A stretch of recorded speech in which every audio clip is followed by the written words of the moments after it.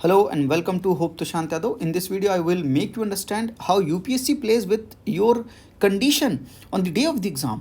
अगर एग्ज़ाम में आप बहुत स्ट्रेस में हैं और काम माइंड से एग्ज़ाम नहीं दे रहे हैं तो यूपीएससी किस तरह से आपको स्टेटमेंट डायरेक्ट ना देकर इनडायरेक्ट स्टेटमेंट देकर आपको किस तरह से उलझाता है, आपको डायलेमा में लाता है, तब जाकर आपसे सवाल गलत करवाता है।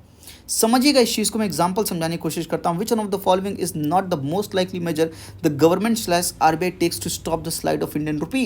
यूपीएससी प्री 2019 में पूछा गया। सवाल ये है कि ऐसा मेजर कौन सा आरबीआई या गवर्नमेंट ना ले जिसकी वजह से स्लाइड ऑफ इंडियन रुपी यानी डेप्रीशिएशन रोका ना जाए। समझो इस चीज़ को। स्लाइड ऑफ इंडियन रुपी का मतलब होता है डेप्रीशिएशन। डेप्रीशिएशन को रोकने के लिए आरबीआई या गवर्नमेंट ऐसा मेजर ना ले, ये पूछ रहा है आपसे डायरेक्ट। तो आप डायरेक्ट ये भी तो पूछ सकता था कि डेप्रीशिएशन होने के लिए कौन से मेजर ले ले। तो आप समझ रहे हैं, डेप्रीशिएशन को रोकने के लिए कौन सा मेजर ना ले, तो डेप्रीशिएशन को होने दे। सिंपल से अगर आपसे पूछना चाहता तो वो ये भी पूछ सकता था कि ऐसे कौन से मेजर्स हैं जो आरबीआई और गवर्नमेंट ले ताकि इंडियन रुपी का स्लाइड हो सके, डेप्रीशिएशन हो सके। पर डायरेक्ट उन्होंने ऐसा नहीं पूछा, नॉट लगाया, स्टॉप लगाया, ताकि आप कंफ्यूज हो जाओ स्टेटमेंट में ही और कम से कम 10 मिनट स्टेटमेंट में लगे रहो। और यहाँ पर आपका टाइम वेस्ट होगा, साथ में आप स्टेटमेंट भी गलत करोगे, आंसर क्वेश्चन भी गलत करोगे, -0.66 का अवार्ड भी मिलेगा और आपका टाइम भी जाएगा। तो किस तरह से जब आप अंडर प्रेशर होते हो तो इस तरह के स्टेटमेंट से आपको आपके साथ प्ले करने की कोशिश करता है। This is a trap. Stop, not 2 बार लगाकर आपके साथ ट्रैप खेला, आपकी जो कंडीशन है उसका फ़ायदा उठाया। तो अगर आप बहुत काम माइंड के हैं तो आप क्या सोचेंगे, यार डेप्रीशिएट होने देना है। सोचो आप डेप्रीशिएट होने देना, तो ऑप्शन पढ़ो। Curbing imports of the non essential goods and promoting export. Export बढ़ेगा तो डॉलर का इनफ्लो होगा, इंपोर्ट कम करोगे तो डॉलर बाहर कम जाएगा, यानी डॉलर की सप्लाई बढ़ जाएगी तो हमारा रुपया जो है वो एप्रिशिएट कर जाएगा। तो पहला नहीं हो सकता। Encouraging Indian borrowers to issue rupee denominated masala bond. Masala bond है यानी बोरो करके पैसा ला रहे हैं, डॉलर में हमें बोरो कर रहे हैं तो डॉलर का इन्फ्लो होगा तो रुपया एप्रिशिएट करेगा। अगेन ये नहीं हो सकता। Easing condition related to external commercial borrowing. External commercial borrowing की कंडीशंस को अगर ईज कर दोगे तो ज़्यादा से ज़्यादा एक्सटर्नल कमर्शियल बोरोइंग होगा। बोरोइंग है यानी डॉलर का अगेन इन्फ्लो होगा तो रुपया अप्रिशिएट होगा। रुपया अप्रिशिएट होगा तो ये भी नहीं हो सकता। तो आंसर क्या होगा, D, following an expansionary monetary policy, जिसकी वजह से रुपया का सप्लाई बढ़ेगा और रुपया डेप्रीशिएट कर जाएगा।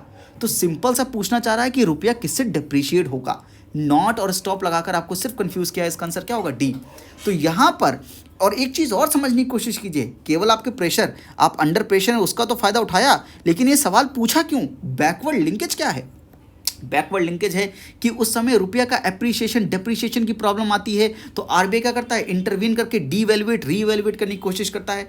और आज भी समझिए आप, इस कंडीशन में यूपीएससी प्री 2022 में भी ये सवाल पूछे जाने की प्रोबेबिलिटी ज़्यादा है।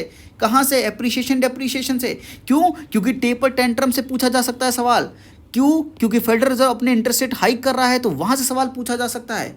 और हमने इकोनॉमिक सर्वे में भी 3 कंडीशन को हमने कंपेयर किया है अपनी इंडियन इकोनॉमी की रेजिलियंस को चेक करने के लिए कि किस तरह से ग्लोबल जब रिसेशन आया था 2008 में, उसमें हमारी इंडियन इकोनॉमी कैसा परफॉर्म की। फिर टेपर टेंट्रम 2012 में आया तो किस तरह से परफॉर्म की, और अभी टेपर टेंट्रम 2.0 चल रहा है तो इंडियन इकोनॉमी क्या रेजिलियंट है।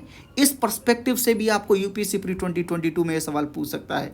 तो इसलिए बैकवर्ड लिंकेज को देखिए। और इस समय डेप्रीशिएशन एप्रिशिएशन चल रहा है क्योंकि बहुत ढेर सारा फॉरेन पोर्टफोलियो इन्वेस्टर्स अपना पैसा निकाल कर भाग रहे हैं, जिसकी वजह से हमारा रुपया डेप्रीशिएट कर रहा है। और आज के दिन हम एक नए लो पर पहुंच गए थे, 77 पॉइंट कुछ हमारा रुपया डॉलर के कंपेरिजन में पहुंच गया था। सो बैकवर्ड लिंकेज का भी ख्याल रखिए। आज के लिए इतना ही। अगर वीडियो अच्छी लगी हो तो लाइक ज़रूर कीजिएगा, फ्रेंड्स के साथ शेयर ज़रूर कीजिएगा और कमेंट करके बताइएगा आपको ये सीरीज़ कैसी लग रही है। आज के लिए इतना ही। थैंक यू, नमस्ते, जय हिंद।